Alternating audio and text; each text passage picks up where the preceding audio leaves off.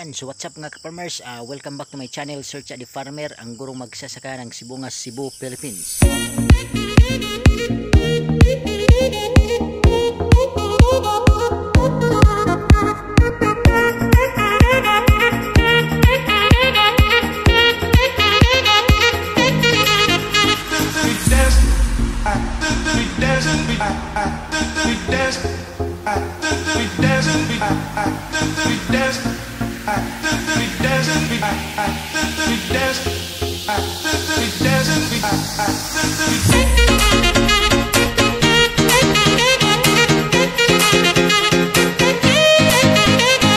And if you're new to this channel mga ka-farmers, please don't forget to subscribe and click the notification bell in order for you to be notified with my coming videos. Thank you and enjoy this vlog.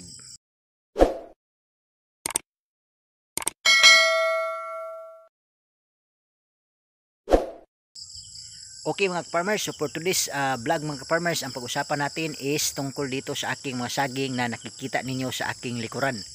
Okay, ngunit bago po natin ipagpatuloy mga ka-farmers, hayaan nyo muna akong mag-shout out sa ating mga tagapagsubaybay all throughout Luzon, Visayas and Mindanao, and most especially sa ating mga supporter dyan sa Barangay Duguan, Sibungas, Cebu.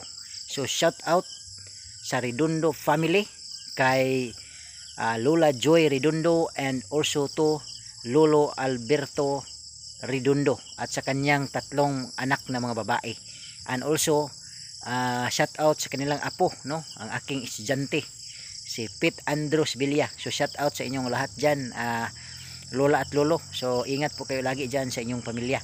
Okay, so tara na mga farmers at atin po ipagpatuloy ang ating talakayan patungkol po dito sa mga saging.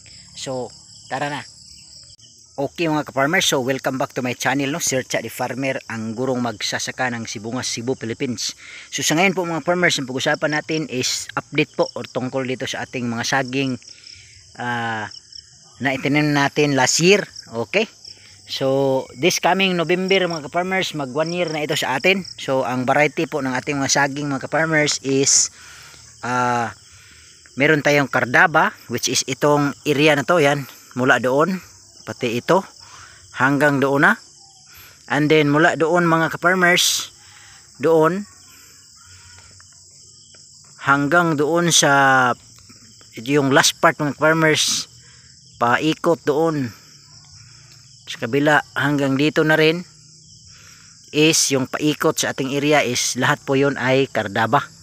Pagkatapos mga ka-farmers, banda dito ay naglagay din tayo ng tundan, so saging na tundan, latundan.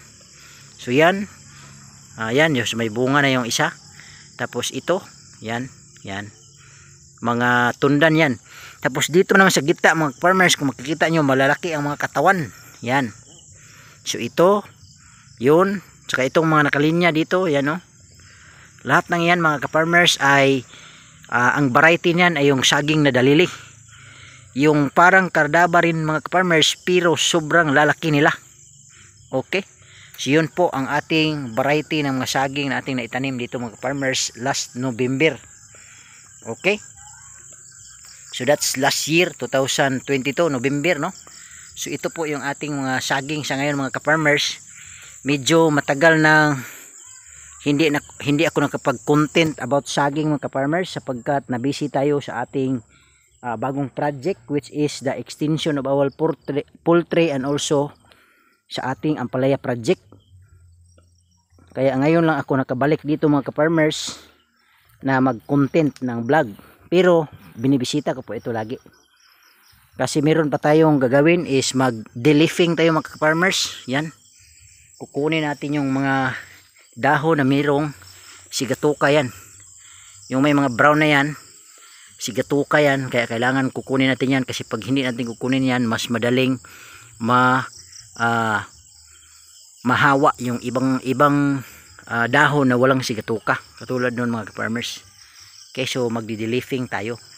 Okay, so I think mga ka-farmers, yung pag-deleafing ko is mangyayari or magaganap ngayong Sabado, kasi wala tayong klase.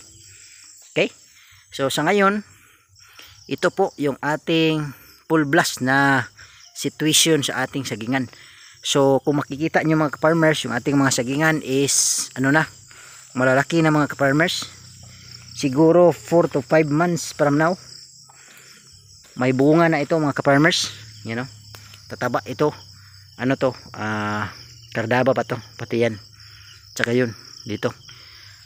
At itong nasa, kikita nyo yan, ito mga ka-farmers, yan hanggang doon sa dulo ay kardaba. Tapos dito naman sa gitna dalili. Yan. So grabe, yung mga dalili natin mga farmers, ang laki-laki ng puno. Okay? So ganyan ang ating sagingan sa ngayon. Kaya sobrang saya ko mga farmers na yung aking mga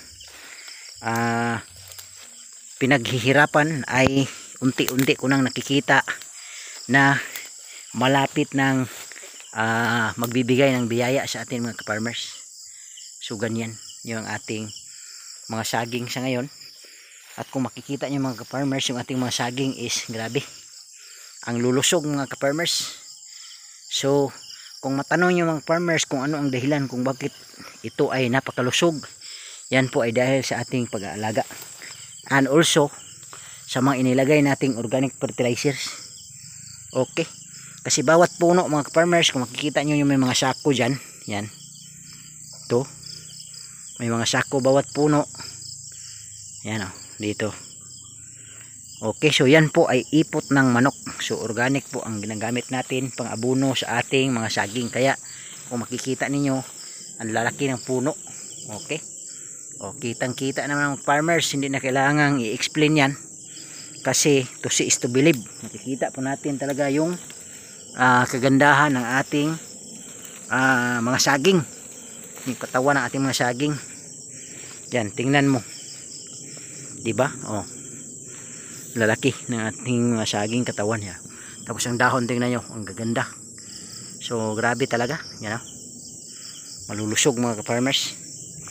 So ito po ay dahilan ng ating proper management, tapos yung pag-abono natin ng organic fertilizers. Yan o, tingnan nyo mga farmers, ang gaganda ng mga saging na yan o, diba o, tingnan mo, ang ganda talaga, malalaki yung puno, nakikita mo, hindi parang ano, walang kinakain, ngunit ito meron. Yan o, sus, ikita nyo mga farmers, ang gaganda talaga ng ating mga saging. Okay, so yan, merong part ng ano, ng dahon na nabali, kasi dahil yun sa unos, may unos kasi malakas na hangin, pati yun, pero okay lang. Ito yung mga sinasabi ko mga farmers. Yan o, meron tayong organic fertilizer na nilalagay sa gilid ng ating saging. Okay, ganyan. So yan po ang nagiging pagkain nila, kaya po ang ating saging ay sobrang gaganda.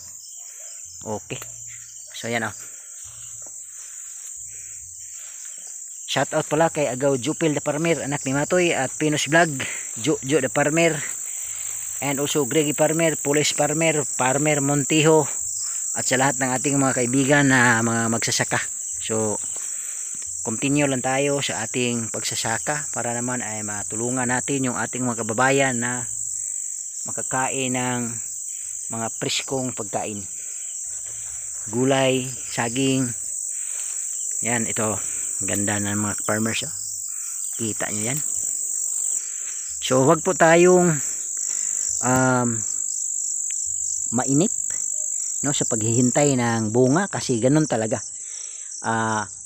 When we talk about banana, matagal po talaga itong magbigay ng bunga, pero once makapagbigay na yan, tuloy-tuloy na yan, kasi isang bisis mo lang naman itatanim. So ito mga farmers, latundan yan. So kung makikita nyo yung latunda natin, parang kardaba lang rin kasi laki ng puno. Yan o, tingnan mo. Ito tatanggalin pa itong mga farmers. Yan. Okay, huwag pong hayaan na mag brown. At yun po ang vlog natin ngayon mga farmers. Pasensya na po kung naabutan tayo ng gabi. Naputol po yung video natin, pero sana ay mapagpatuloy natin bukas, ano. So maraming salamat po sa inyong pagsubaybay at pagsuporta dito sa ating channel. At tulungan niyo po ako mga farmers na lumaki yung channel natin para makapagbigay pa tayo ng inspirasyon sa mga kababayan natin na mag-farming din para ay magamit naman yung mga lupa na hindi ginagamit. At the same time, makagbigay din tayo ng inspirasyon sa mga kababayan natin na sa pagsasaka ay meron pong pira. Okay, matulungan po ating pamilya at mga pangailangan sa ating pamilya. So yun lang siguro mga farmers, maraming salamat. So once again, this is Sir Cha the Farmer, ang gurong magsasaka ng Sibungas, Cebu, Philippines. Bye bye.